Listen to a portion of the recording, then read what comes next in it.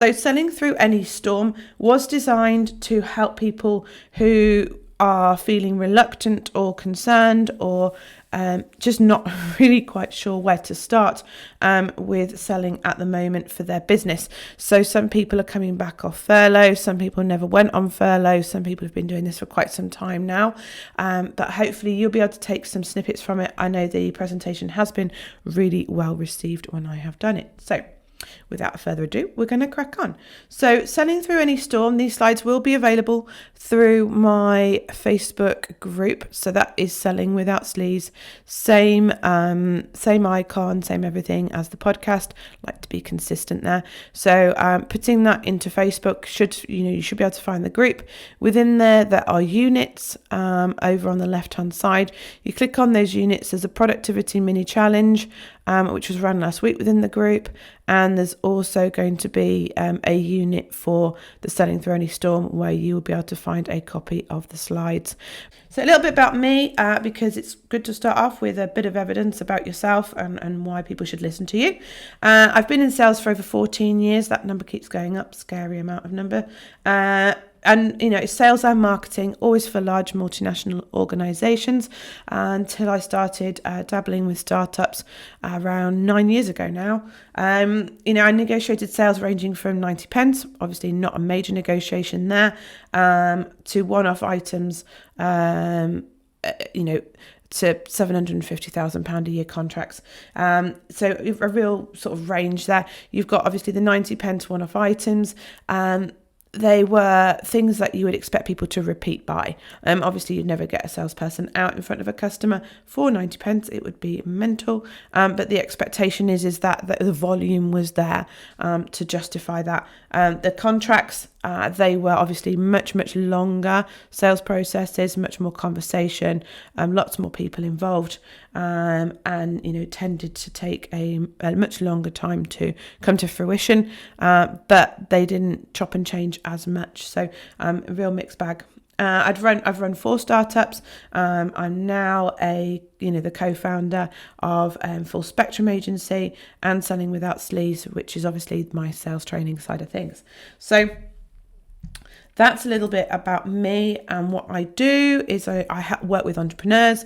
They've got a great product or service, or they're in a concept stage. They've got a great concept, but they need sales and marketing support in order to get them in front of their ideal customer and successfully convert them. And that's where I come into my own. I love working with people who are really good at what they do, but what they do isn't the sales and marketing. I work with clients in 2 ways. It's either one-to-one or in a group setting. So the group setting is the academy. One-to-one, you've got different program structures, but you can find out more information about that from me. So I won't go into further detail. Clients, I've had a crazy range of clients, from authors, hypnobirthing trainers, food producers, beauty product producers, yoga instructors, government relation agents, acupuncturists, architects, dietitians, to name a few. It goes on and on. It's been really lovely to work with so many different people, and long may that continue. The key thing that binds all these people together is their desire to increase their sales and do it without feeling sleazy and underhanded. So that's where I come into play. So it really, as far as industries are concerned, people say, what industries do you specialize in? And I don't, because it's about the method of sale. It's about you and your ideal customer and adapting, the sales process for the two of you. So, it is really varied. I tend not to do work as much from selling from stage and one-to-many, just because of the nature of the people that I've been working with. But it is something, obviously, that I've done in the past when I was a member of a sales team. Should I be selling right now? Now, this is probably the only thing in this presentation which comes to life with my little flow chart. So if you do want to head over and download the slides, then this slide would be pretty much the only one that would make you want to do that, because it's a little traffic light system. So basically, I'm going through, am I being sleazy by selling in the corona crisis. Historically, people were, when, lockdown first happened, there was a lot of critics out there. There's a lot of people who'd clearly decided not to do very much apart from criticise other people for being active participants in their own destiny. And so there was a lot of criticism online of people who were capitalising and making money from people and taking advantage. And so there was a lot of people that I spoke to who were fearful of putting themselves out there and, putting their hand up and going, hey, I can help you right now to improve your business, to, help your business survive, which I don't think is preying on people. I think it's helping. Why you shouldn't be paid to help, I do not know, when a lot of the critics were people who would normally not get out of bed without payment. So anyway, moving on. Do people still need what you are selling? So this is the process I went through with people. So I wrote it down into a flowchart. First question, do people need what you're selling? If the answer is no, it's time for a rethink. What can you sell that will help them right now? I had an amazing story actually when I was doing this presentation of a company, which was a catering company, who weren't able to trade, a large catering company. The staff were furloughed, everything was stopped. And it was like, we're just going to have to wait. And then the opportunity came up. They saw the opportunity with the whole fogging. So when somebody has been into, it's one of those things, it's like, that's an actual word, a bit like furlough. It's when people have been in a building, been in a place, and then they've tested positive for COVID, and they have wanted to make sure that that place is deep cleaned, and obviously it's more effective because it's going and it's putting it into the atmosphere, it's falling on everything, rather than deep cleaning where you're going around, polishing, wiping everything. And so they've actually diversified into there and have become a huge supplier of fogging services. I don't know why I find it amusing. I think it's just one of those words that it's just come out of nowhere. But yeah, so they provide that now. And so, that is a real example of where they've like, we've got staff, we've got people which can do things that we can easily retrain ourselves. Let's do it. And I find that sort of stuff really inspiring, because it's people like that who will make a difference to themselves and the people they employ during this time. So that, that question, no, if you can't, time for a rethink. How can you help? Think about your ideal customer. Think about what they need right now. And I should think, I haven't spoken firsthand to that catering company, but I should think that the people they supplied are now the people they are supplying with the fogging services, because, it's probably hotels and businesses where they were providing catering services before. They're now providing these services. They've got the know, like, trust. They've got the contacts. So it's just providing something that little bit different that they actually need right now. So are you taking advantage of people by increasing the costs unnecessarily? Now, some companies did this. People got really excited about the fact that certain, online businesses who are providing sports equipment and things like that were charging astronomical prices. It's each to their own. I feel like they've shown their true colours. But it's what people do. It's what happens. Do I think that's correct? I do think it's immoral, unless your own costs have gone up. But, it's a business decision, and it's down to that individual business. And, sports equipment, no one was forcing people to buy sports equipment. It wasn't like it was the supermarkets or anything like that, who, incidentally, I was quite impressed with, considering what they're normally like. And so, yeah, stop. If that's you and you are thinking of doing that, then, I think you need to take a little check of yourself and think, is this what I want to do? Is this what I want my business to stand for? Is this what I want people to remember me for? Once we're out the other side of this, we're back to some sort of normality, and people are, maybe having a choice as to how they spend their money and who they spend their money with. Are people going to remember this and walk away? But, ultimately, people do tend to be quite fickle with their decision-making processes. And so these things do tend to be forgotten. Should they be forgotten is another question. Anyway, moving on. No, if you're not taking advantage unnecessarily and raising your prices, then are you jumping on the bandwagon of the coronavirus and discounts and offers and stuff? And I did see those, and I did find them a little bit distasteful, to be fair. to use them as a sort of ungenuine offer opportunities. I saw lots and lots of people who were providing their services for free. I did a podcast around that, where I was, really appealing to people to not do that.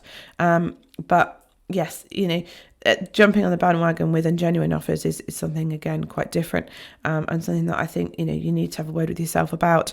You are better than that, surely, to piggyback off these things. So if that answer is a no, again, then, get selling. If you have something that can meet people's needs during this time, you're doing yourself and them a disservice if you do not put it out there. I was offering free initial sessions, and I was doing them. So I normally charge a fee for my sort of 15-minute troubleshooting sessions. And I was putting out random ones now and again as a bit of an offer that people could do them for free. That was my way of helping. That was my way of giving back. I was still providing booked ones that you had to pay for.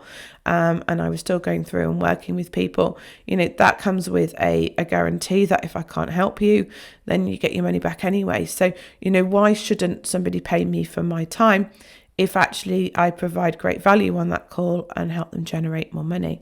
It just doesn't make any sense to me why you should be the person missing out when you were the person who provided the catalyst. Just seems crazy. But anyway, I understand why people were concerned about being criticised, but you're not working for your critics. You're not trying to sell to your critics. You're helping your ideal customer, who doesn't tend to be that critic, unless you're crazy and want to work with people who are really difficult. So your 4 biggest challenges right now. Okay. That's still these things that still exist. There's still a fallout of restrictions, and also the uncertainty of further restrictions going forwards. I have friends who are in areas of more lockdown, and these things, these changes they're going to be here for the foreseeable future, at least until well, let's not get into until when, because there's all sorts of opinions on this, but it's not over yet, guys. And so what are these challenges right now? Well, you've got restrictions on trading. Some people have got restricted trading hours. Some people still can't trade as they used to. You've got uncertainty around can't find customers who want to buy. There's an uncertainty in the market right now. People are coming off furlough. There's a new scheme coming into place in the UK, but there's still uncertainty over how that's going to work, what that's going to look like, and how that's going to impact people's income. And so, people are less likely to want to splash out on things. Uncertainty, holiday industry. There's so much uncertainty over, will I be able to go on holiday? If I do go on holiday, will I have to self-isolate when I come back? Will I lose my money if I choose not to go because I'm self-isolating, yada, yada, yada. And so, it's really important that you take these things into consideration and think about the impact they're having on you. For some of you, you don't have to look too hard. And unfortunately, it's looking at how you can make people feel more confident in order to be able to buy from you now.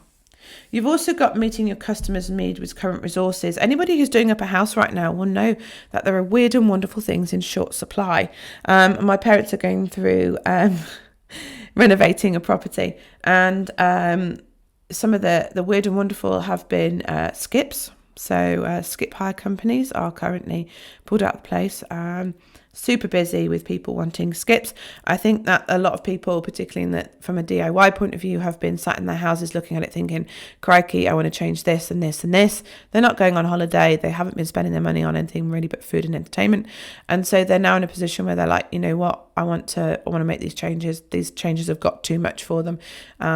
It's a bit like parrots, apparently. On an absolute different side note, parrots, the popularity of parrots has gone down in the amount of parrots being rehomed, because people are around them all day and they're actually too disruptive, which is quite sad. But anyway, back to the key point, which is, there are lots of resources out of stock. So skips are difficult to get hold of. Plaster is difficult to get hold of because of a supply issue, and then the backlog of demand. So, there's lots going on where there's restrictions, and how can you sell somebody something if you can't get the raw materials to do it? And the other thing is mindset. So, people's biggest challenge right now is mindset. one of. And I've seen that time and time again. And I would say actually this is the biggest, is, not being able to see around the problem, the immediate problems, not being able to work around things. Not a criticism in any way. It's been a real shock to the system. Who would have thought 2020 would have worked out like this?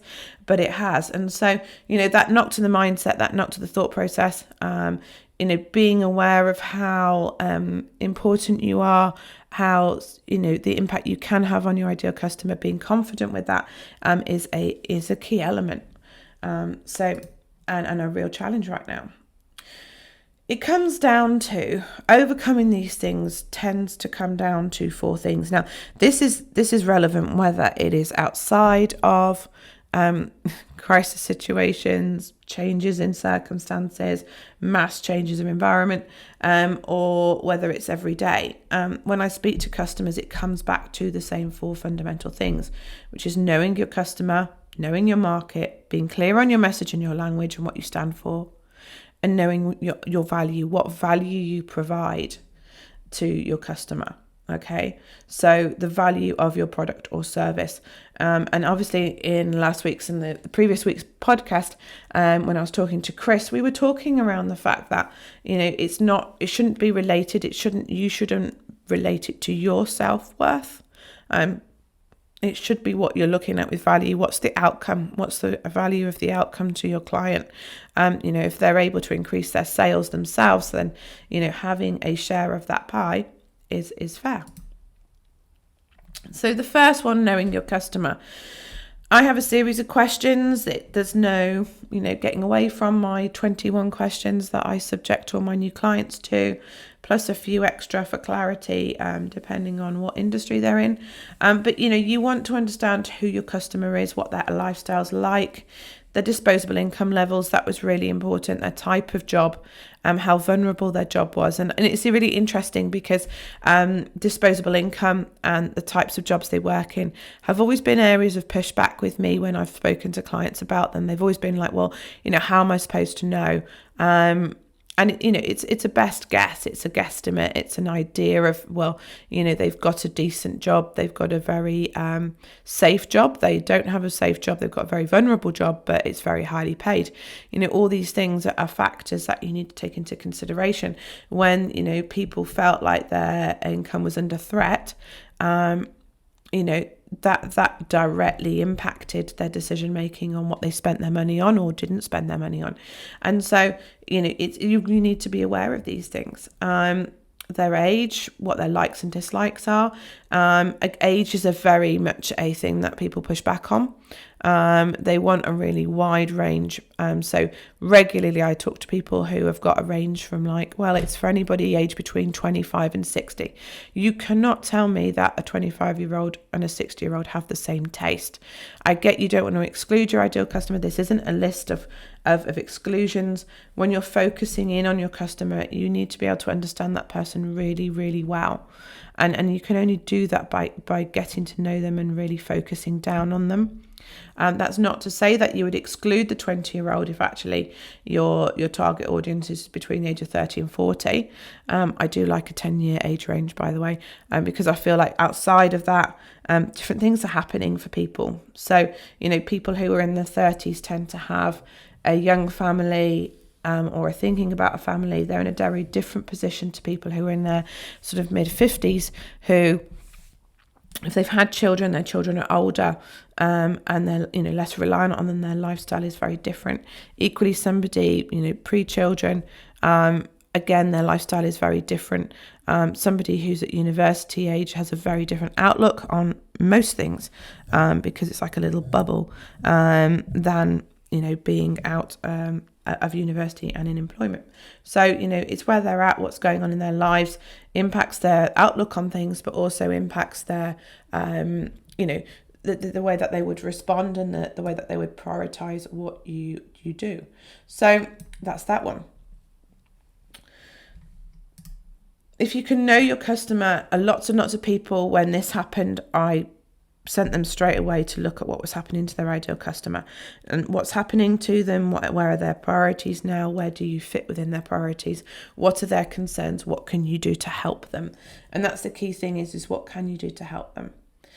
So it's always important to understand where your customer and your product sit. Okay, what is missing from their lives that you provide? What problem are you solving? Okay, are you providing something to enhance their life, which is a nice to have, let's be honest, or is it something that they need, like a roof over their heads, like childcare, like transport, like access to transport? What is it that you are doing? And how important is it? If you understand how important it is, you understand how easy it is to get rid of. If somebody, for instance, I always use nurseries because I've got clients in the sector, and because I'm very familiar with them myself. If you run a nursery, it's a very, very safe thing that people need childcare. It's one of the last things that will go. During this crisis, they had to shut. There was a forced shutting of them when we had lockdown.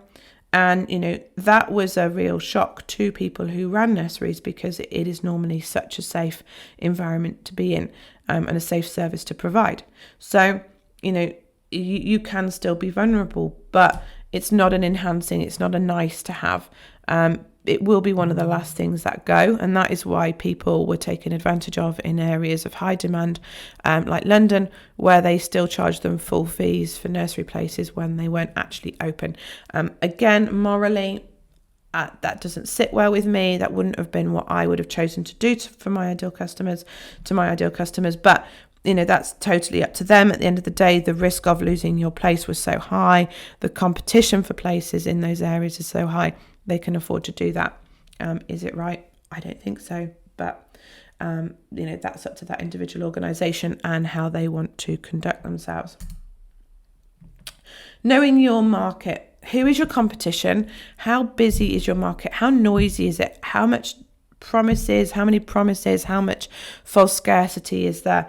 Looking at online, the business coaching world online is very saturated. There are lots of people, lots of noises, lots of false promises, lots of people who don't actually know what they're doing, coaching people on business, getting poor results, and people being suspicious of business coaches, for example. And so, it's very important that you are aware of what's going on in my market. There are lots of sales trainers out there. Do they sell in the same way as me? No. Do they get results? Some of them, yes. Are some of them reasonably unethical with their approaches and teachings? I believe so.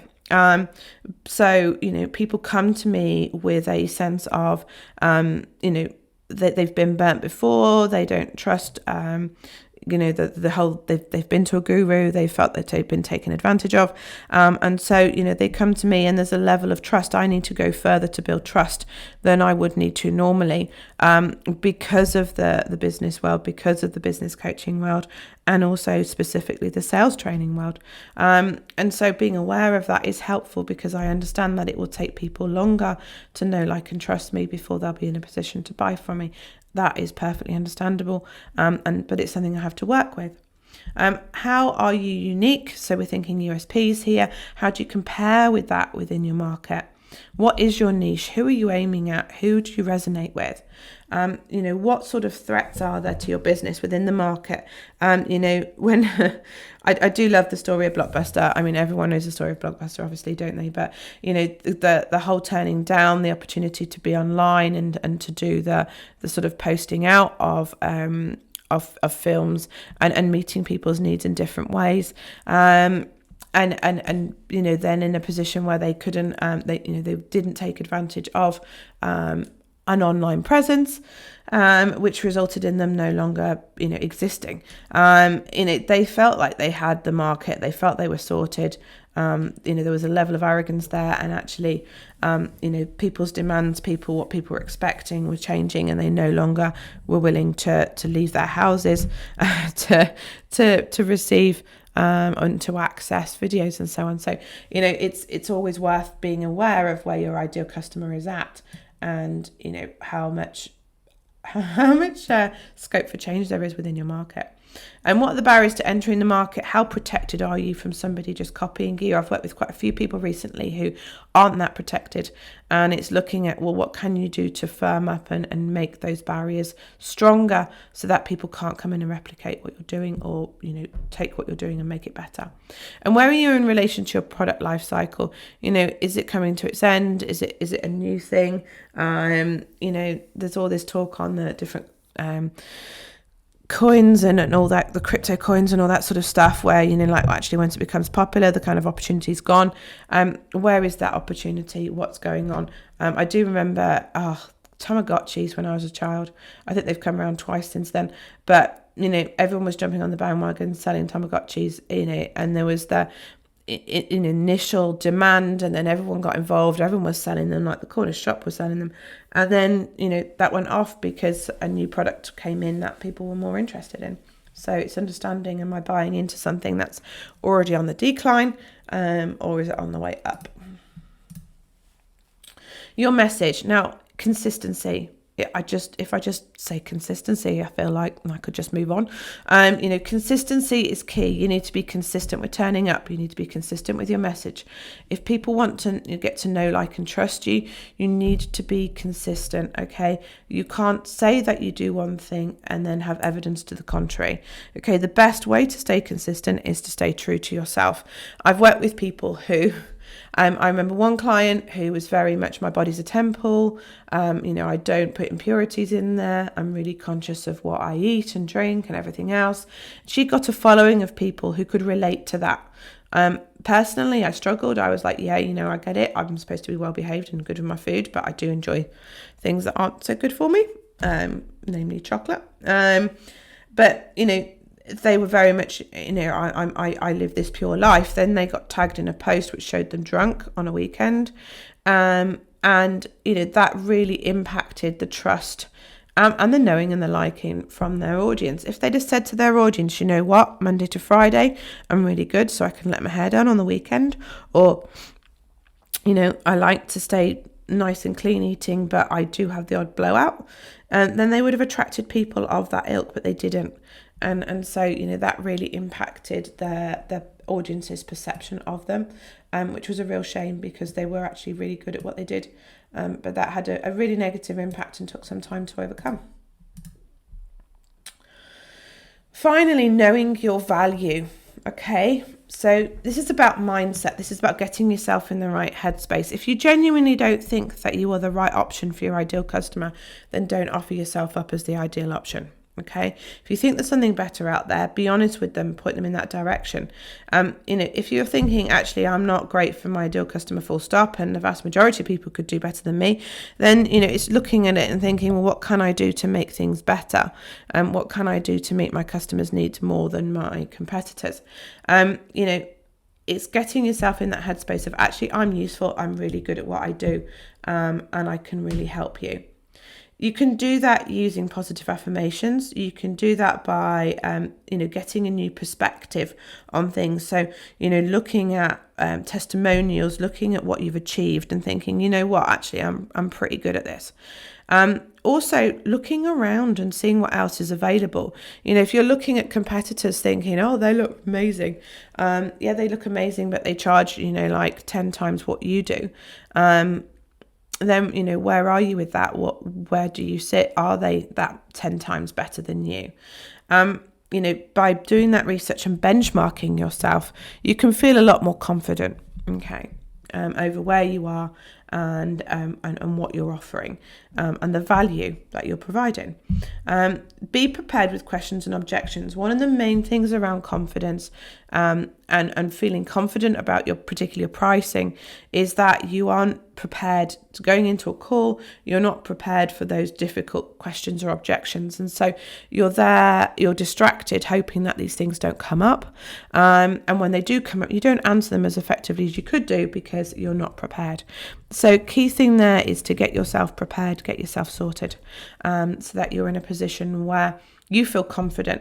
And when you feel confident, you're much less likely to actually be asked the questions. It's one of those things, isn't it, that when you're prepared for it, it doesn't happen. But I'd much rather have that than the other way. So, make sure that you've done your research. If somebody's asked you a question that you've thought, God, I wish the ground had swallowed me up at that point, then, make a note of that and go through that, practice it out loud. And then you can add that to your sales toolkit. So that next time that question gets asked, you can answer it really confidently and effectively. It's only through practice that you're going to get this, and you're only going to get practice by getting out there, speaking to your customer, understanding what their questions are, what their concerns are, and then, using that as an opportunity to learn, but then going away. And I know that, people, I talk about failure, and I've been writing about that in my book. But the thing is that it's all right to fail, and I don't see things as a failure as a negative thing as long as you learn from it. Where you start to think, oh, that shouldn't have happened, is where you've made the mistake and then you make exactly the same mistake again with another customer because you haven't learned from it and you haven't made any changes. So be prepared and know your value, so that you're in a position where you feel more confident, you know that you can really help this person out, and that comes across in your calls and conversations. Then there's a little bit about, where you can find out more or get in touch. And that's there on the slides if you'd like to. Facebook group Selling Without Sleaze is a great starting point to get to know me that little bit more intimately. And obviously I am the only Sarah Jolly Jarvis on Facebook. We are quite a limited, the Jolly Jarvises are a limited number of people. So please do get in touch if you have any questions, or want to continue the conversation. And equally, that goes for the podcast, with information and opinions on what you would like to know, find out more about. I've got some questions, a Q&A coming up in the next couple of weeks, because I've had some questions come in. But please do add to those, and I will, get to them as and when I can. Okay, well, thanks for listening today. I hope that has been helpful. Please go along to my group to download the actual slides if you want them to scribble on. Alternatively, I will see you here next time.